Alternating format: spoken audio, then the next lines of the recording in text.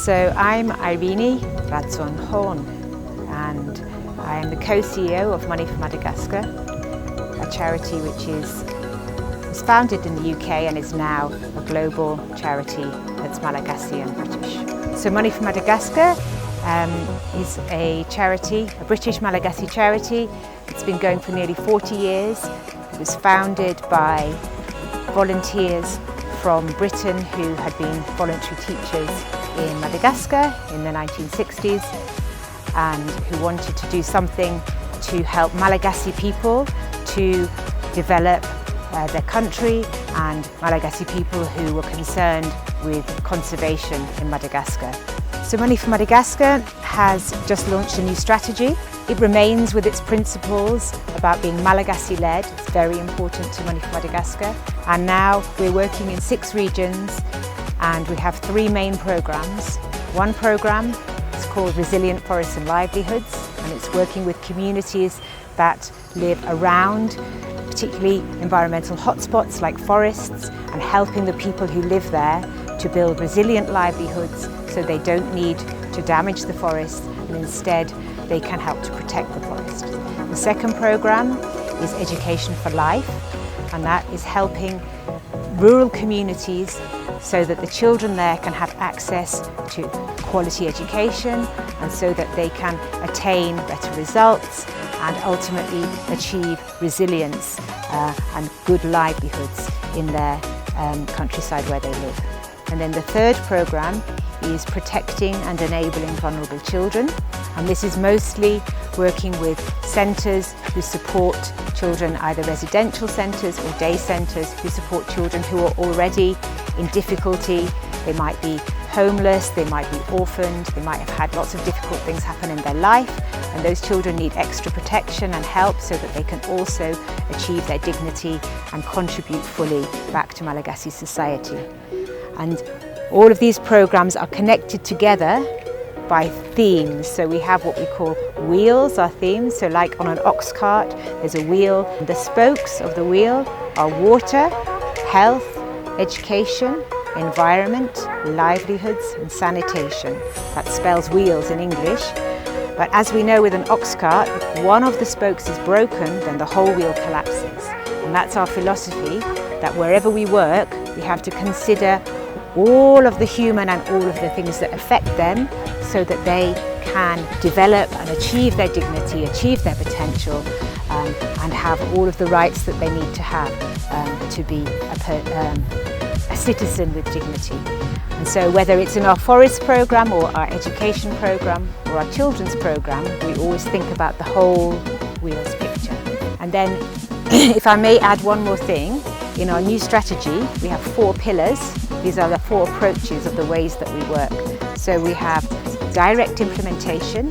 That means that Money for Madagascar goes to places and runs a school feeding programme, for example, implements, installs wash infrastructure. It's directly delivering work in different regions. The second pillar is giving grants to Malagasy organisations so that those Malagasy organisations, those partners, can deliver the work themselves. And then the third pillar is capacity building. So that's actually deliberately helping our partner organisations and other Malagasy organisations to strengthen their skills and their abilities so that they can do more to achieve their ambitions, to achieve development and conservation in Madagascar. And then finally, the 4th pillar is advocacy.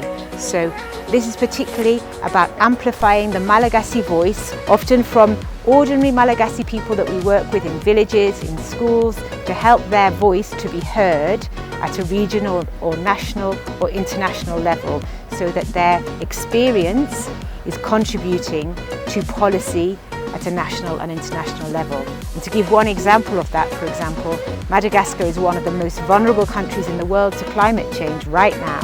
And already in Madagascar, there is drought causing famine, there are floods destroying crops, there are water points, for example, that Money for Madagascar has installed in the last 10 years that already don't reach any water, that now need to be completely remade because the water table has dropped so much.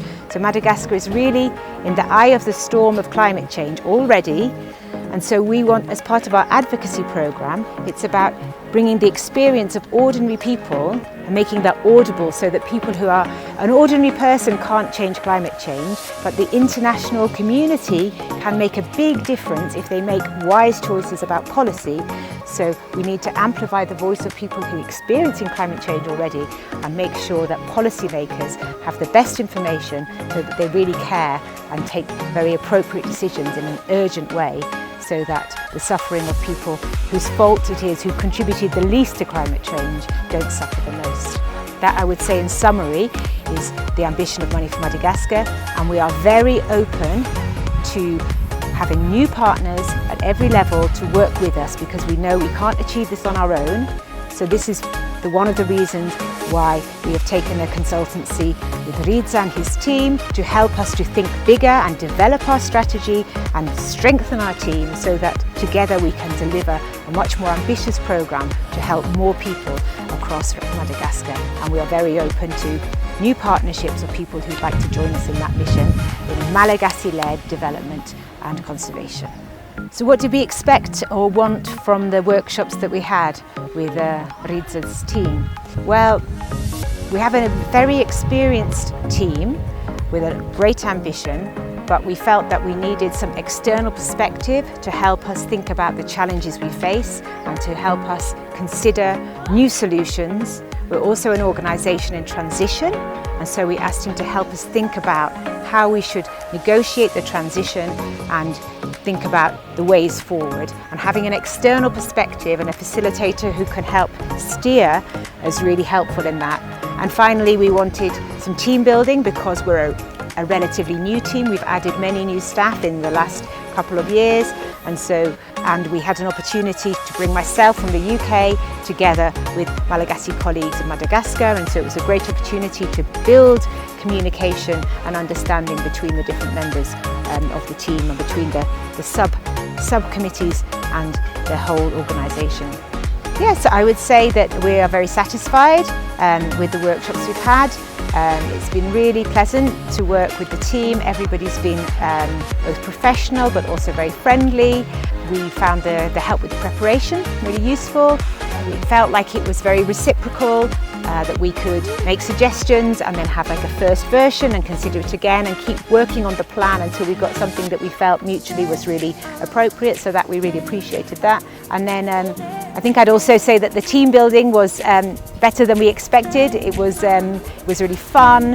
It actually helped us to bring out a lot of reflections and self-awareness about the different characteristics of the team. So it wasn't just fun, it was also actually quite informative in the end.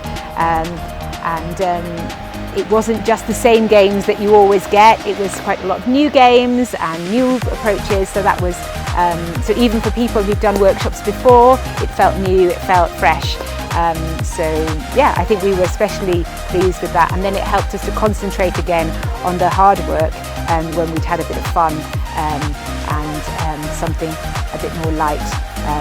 So I think it complemented very well. It was a good balance of team building and serious, very serious work as well. So yes, I would recommend 𝐼𝐸𝐵 and his team to other organisations who are looking for workshops, who want a fresh perspective or an external facilitator to help them to address a particular challenge, or to help them, for example, like us, find a way through a transition process.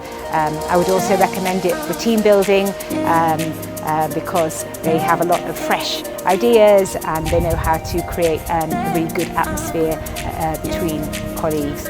So yeah, I would definitely recommend them, and I expect we'll be working with them again.